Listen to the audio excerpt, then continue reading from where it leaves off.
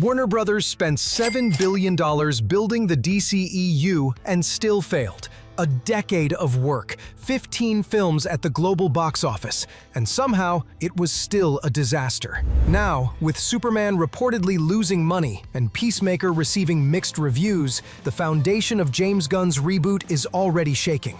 If Superman still can't fly in the new DCU, what can? Should the SnyderVerse be restored? This video was inspired by a comment from @SpaghettiIncarnate on my previous video. Special thanks to him. But before we get into whether the SnyderVerse should be restored, we need to understand how DC got here. Back in 2013, Warner Brothers was watching Marvel print money. The Avengers just made $1.5 billion. Iron Man was everywhere. Disney was basically bathing in cash. So Warner Brothers looked at their vault, the entire DC Comics catalog, and they thought, we can do this. We can build our own cinematic universe. They hired Zack Snyder, the guy who made 300, the slow-motion Spartan movie everyone quoted for 3 years. Visual genius, controversial storyteller, perfect choice for a universe built on hope and optimism, right? Wrong. Man of Steel dropped and it made $670 million, which sounds great until you realize it cost an estimated $375 million to make and market. It didn't even break even. But Warner Brothers doubled down anyway. Batman v Superman, the two most iconic superheroes in history, first time on screen together. This should be a billion-dollar slam dunk. They poured in $415 million when you count marketing. It made $874 million. Now, you're thinking, wait, that's still profit. Barely. And for context, The Dark Knight made over $1 billion back in 2008. This movie had both heroes, plus Wonder Woman's debut, and it couldn't even touch that number. Oh, and critics hated it. 29% on Rotten Tomatoes. The second weekend drop was 69%. That's the box office equivalent of your WhatsApp text getting left on read by your girlfriend. Damn! But here's the kicker. This wasn't rock bottom. This was just the beginning of the fall. Quick question. Have you ever been in so deep with something terrible that you just kept going? Like watching Prison Break from season 3 to 5. You hate it, but because you've been invested since season 1, you keep watching. That's Warner Brothers with the DCEU. Here's where the story gets absolutely wild. After Batman v Superman underperformed, Warner Brothers panicked. They looked at Suicide Squad, their edgy villain team-up movie, and they hacked it to pieces in editing, trying to make it fun like Guardians of the Galaxy. It got 26% on Rotten Tomatoes, but made $746 million because, hey, people love Harley Quinn. What? False hope. Then came Justice League, the Avengers of DC, their grand finale. Except halfway through filming, Zack Snyder had to step away for family reasons. Warner Brothers saw an opportunity. They hired Joss Whedon, the Avengers director, to fix the movie. They mandated reshoots and cut it down from Snyder's vision to exactly 2 hours, because in their minds, more showings per day equals more money. The budget ballooned to $300 million and made $656 million at the box office. That wasn't profit, it was a catastrophe. Justice League needed $750 million just to break even. DC's biggest heroes, their grand team-up, couldn't even outgross Wonder Woman's solo movie from earlier that year. And that's when the wheels completely fall off the wagon. Let me walk you through what happens next, because this is genuinely painful. It began in early 2020 with Birds of Prey, a modest budget of $84 million, but only $205.5 million at the box office, a loss. Later that same year, Wonder Woman 1984 arrived, a $200 million blockbuster released in December 2020. Its simultaneous streaming on HBO Max contributed to its underperformance at the box office. It grossed just $160 million worldwide, a brutal, catastrophic loss. The following summer brought The Suicide Squad. Critics adored it, 90% on Rotten Tomatoes, but audiences stayed home. $185 million spent, only $169 million earned. Another hit that never hit. Then came Black Adam. Dwayne "The Rock" Johnson promised a new hierarchy in the DC universe. The studio poured in an estimated $260 million into it. It made $393 million. He tried to call it a win. The math said otherwise. A massive loss. Shazam! Fury of the Gods didn't fare any better. $125 million to make, $134 million returned. Practically nothing. And then, the one that was supposed to change everything. The Flash. Michael Keaton back as Batman. Yeah. I'm Batman. Multiverse, time travel, $200 million on the line, and just $267 million worldwide. One of the biggest box office bombs of its time. After that came Blue Beetle, a smaller film with a $120 million budget, grossing $130.8 million. Still a loss. And finally, the supposed last hurrah of the old DC era, Aquaman and the Lost Kingdom. $205 million spent, $440 million earned. Even that wasn't enough to break even. 8 films, back to back. Not a single one turned a profit.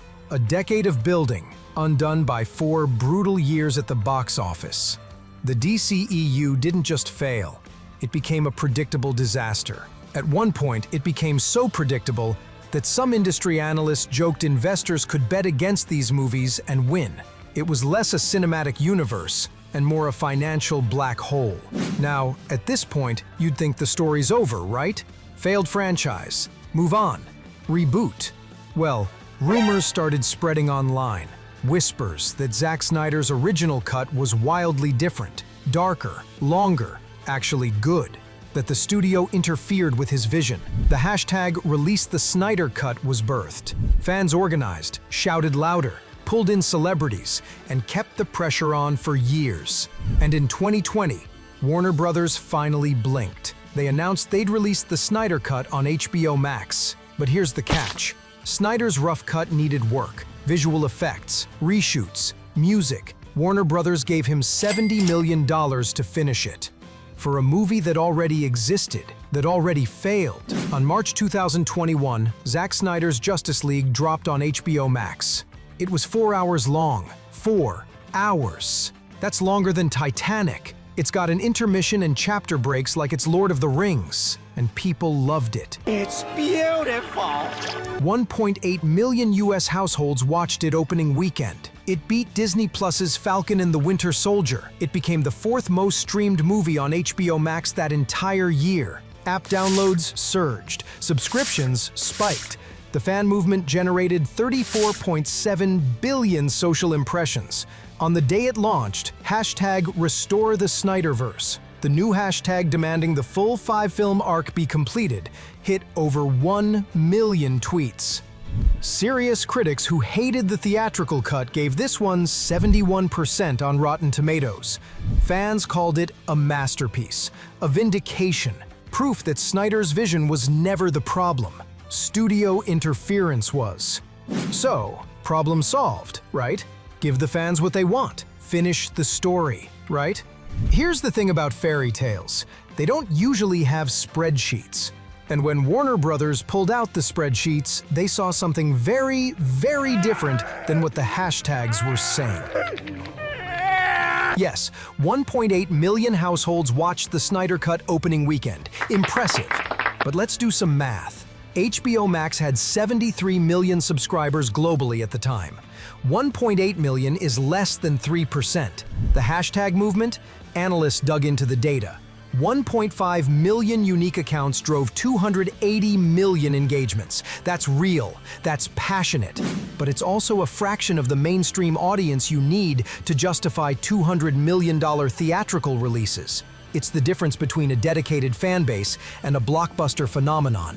And here's the uncomfortable truth. Snyder's core films, the ones that defined the universe, were the source of instability. Man of Steel, financial loss when you factor in the full cost structure. Batman v Superman, marginal profit on what should have been a billion-dollar guarantee. Justice League, disaster. The 2 films that actually made real money? Wonder Woman and Aquaman. The The ones that moved away from Snyder's darker, deconstructive tone and embraced hope, color, and fun.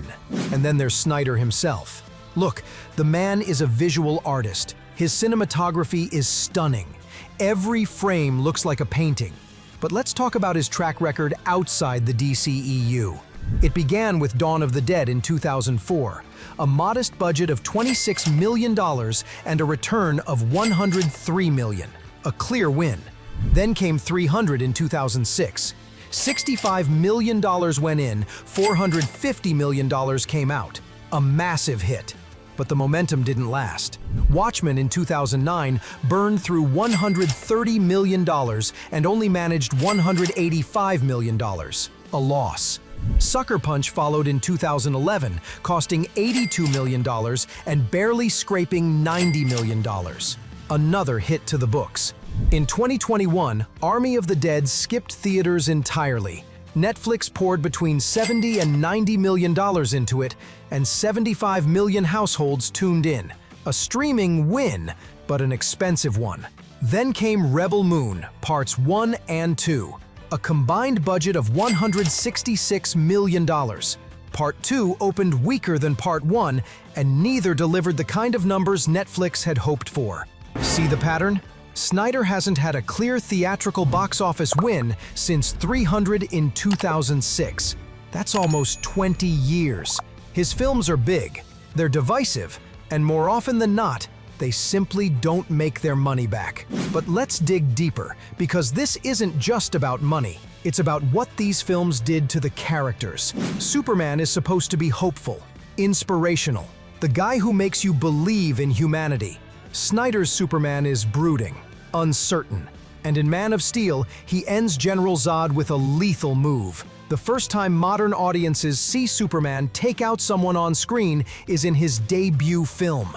Batman doesn't take lives. That's his one rule. But Snyder's Batman crosses that line, branding criminals and taking down enemies with ruthless efficiency. He's no longer the idealist. He's a hardened, cynical anti-hero who stopped believing in redemption. Critics didn't just dislike these choices. They argued Snyder fundamentally misunderstood the characters, that his deconstruction went so far it became reconstruction into something unrecognizable. And mainstream audiences? They rejected it. The box office speaks for itself. So here's where we are. A franchise that lost billions. A director whose movies keep losing money. And a fan base that's small but incredibly, impossibly loud. What do? Warner Brothers made their choice. And oh boy, did it make people mad. In 2022, Warner Brothers and Discovery merged. New leadership, new priorities, and a very clear message. The DCEU is over. They formed DC Studios and hired two co-CEOs, James Gunn and Peter Safran. Warner Brothers handed them the keys to the entire DC universe and said, "Fix this." Gunn's plan?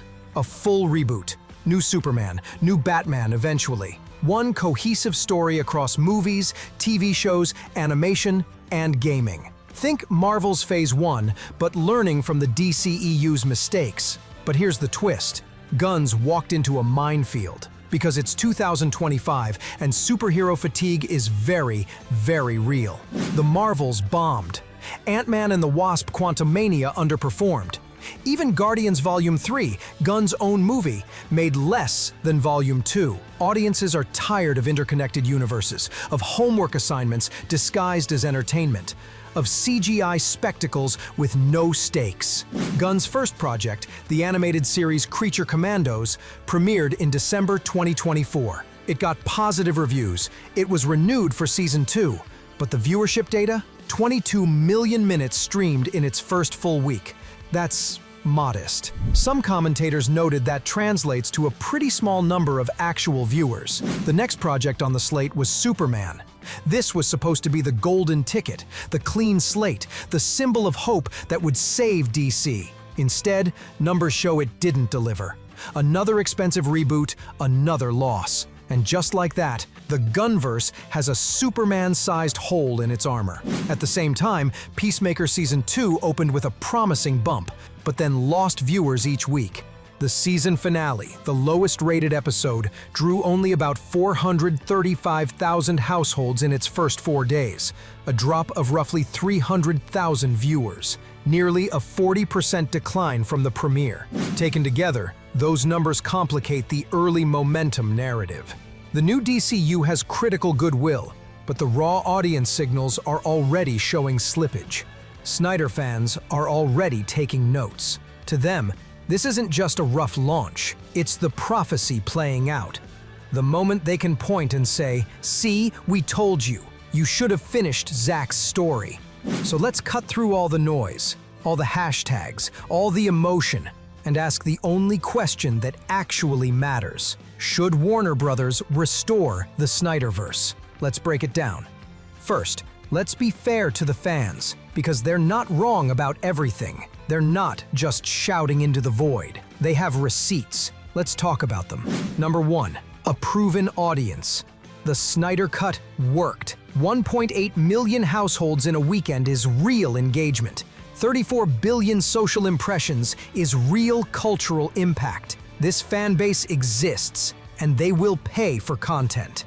Number 2, artistic merit. Whatever you think about execution, Snyder had a vision, a mythological take on superheroes, gods walking among mortals, the burden of power, themes of faith and accountability. It was different, and in a genre drowning in sameness, different has value. And let's be honest, if even Superman, the most iconic character in DC history, can't turn a profit under this reboot, maybe the problem isn't just Zack Snyder. Maybe it's the entire cinematic strategy.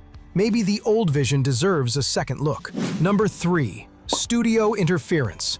The Snyder Cut proved his original vision was coherent and well-received. Maybe the whole DCEU would have worked if Warner Brothers hadn't panicked and course-corrected every 5 minutes.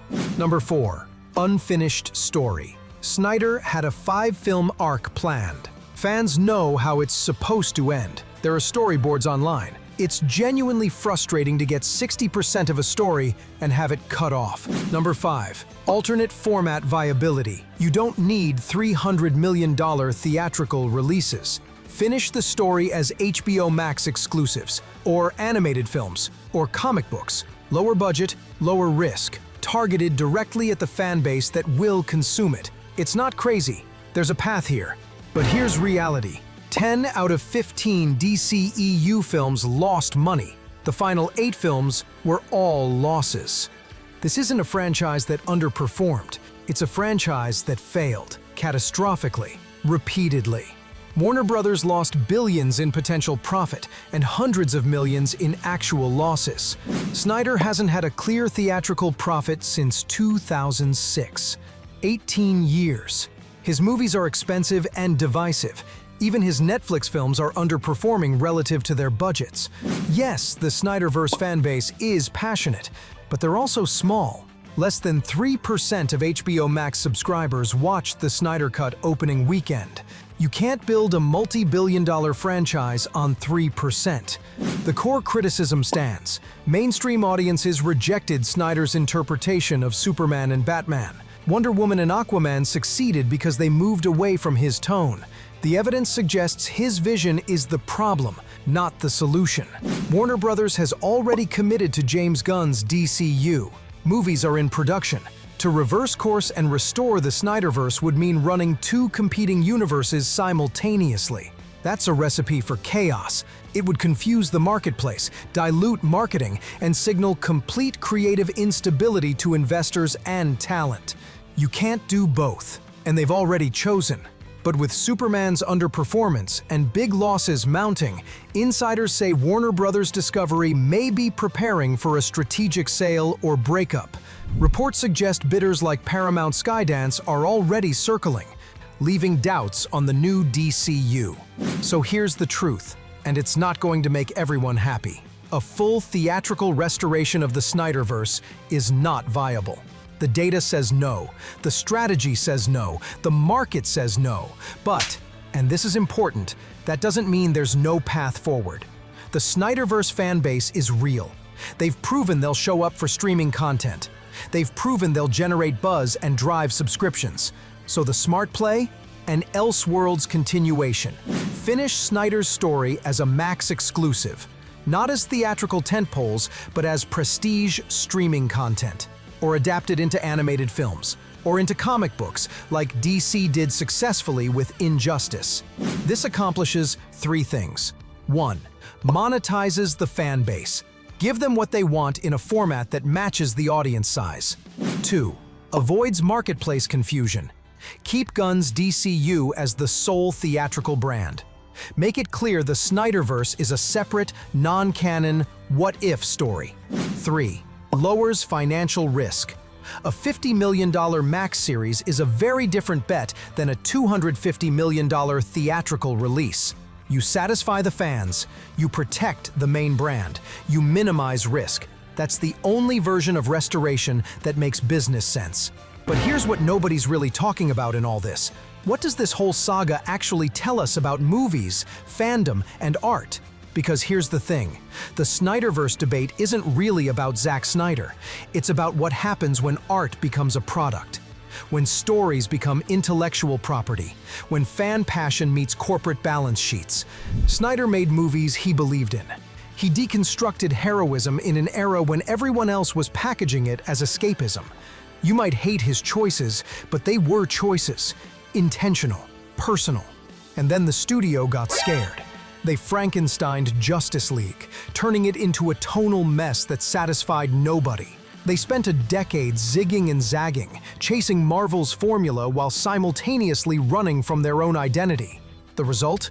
A universe with no center, no consistent voice. Films that ranged from genuinely great, Wonder Woman, to bafflingly bad, Wonder Woman 1984. A brand so damaged that even good movies like The Suicide Squad couldn't find an audience. In the old Hollywood system, if a movie failed, that was it. Done. Move on. But social media changed everything. Now fans can organize, coordinate, apply pressure. They can trend hashtags, raise money, hijack conversations. They can literally change corporate decisions. The Snyder Cut exists because fans willed it into existence. That's never happened before, not at this scale. But here's the paradox. Just because you can force a studio to release a director's cut doesn't mean you can force them to build a multi-billion-dollar franchise around it. Passion doesn't equal scale. Engagement doesn't equal profit. The SnyderVerse fans prove they have influence. What they haven't proven is that they represent a big enough market to justify the investment. And that's the tension at the heart of all this. So maybe the question isn't, should the SnyderVerse be restored? Maybe it's, can niche art survive in a blockbuster system? Because Snyder's films were niche, bold, divisive. They took big swings. And in an era where every blockbuster is focus grouped and committee designed to appeal to the widest possible audience, that's almost radical.